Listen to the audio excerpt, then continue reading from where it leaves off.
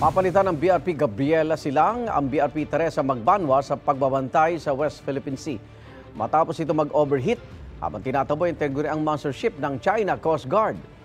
Naghain na ng panibagong diplomatic protest ang Pilipinas laban sa China dahil sa pananatili niya sa loob ng exclusive economic zone ng Pilipinas.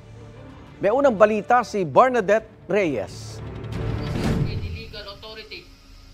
Namataan ng China Coast Guard 5901 sa layong 66.69 nautical miles sa Pundakit, Zambales. Ayon sa Philippine Coast Guard, paikot-ikot ang tinaguriang monster ship malapit sa Baho de Masinloc o Panatag Shoal at sa coastline ng Zambales. Bago ito, napalayo na ng BRP Teresa Magbanwa ang monster ship. Pero nagkaabirya ang barko ng PCG. BRP Teresa Magbanwa experienced overheating of its auxiliary engines. That's why it returned to the port of Bataan. That is primarily the reason kung bakit ang China Coast Guard was able to once again come near at a distance of 67 nautical miles. Papalit sa BRP Teresa Magbanwa ang BRP Gabriela Silang pero mas maliit ang barkong ito at nasa kalahati lang ng haba ng monster ship ng China. Ayon sa Philippine Coast Guard, nagsasagawa na rin ng maritime patrol ang aircraft ng PCG na may kakayanan magpadala ng radio challenge sa China Coast Guard vessel. Coast Guard, CD5901, this is BRP Cabra. Please leave this area immediately. Over.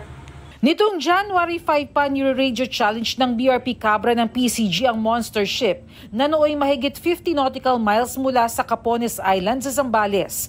Pero mahigit isang linggo na, hindi pa rin umaalis ang monster ship. Nitong January 10, nire-radio challenge ng BRP Teresa Magbanwa ang mga barko ng China na namataan 70 to 80 nautical miles mula Zambales. China Coast Guard Vessel 3304. This is Philippine Coast Guard vessel BRP Teresa Magbanwa. You are directed to depart immediately and notify us of your intentions. Over. Sa isang punto, nag-deploy ang China ng helicopter ng kanilang People's Liberation Army Navy.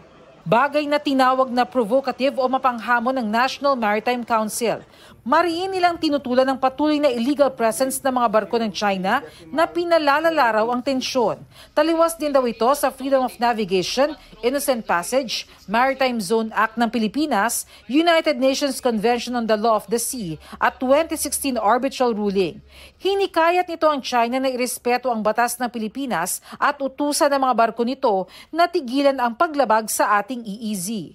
Naghain raw ng diplomatic protest ang Pilipinas. Sa trilateral meeting ng Pilipinas, Amerika at Japan, pinuri ni outgoing US President Joe Biden si Pangulong Bongbong Marcos sa paghawak nito sa anyay agresibong mga hakbang ng China.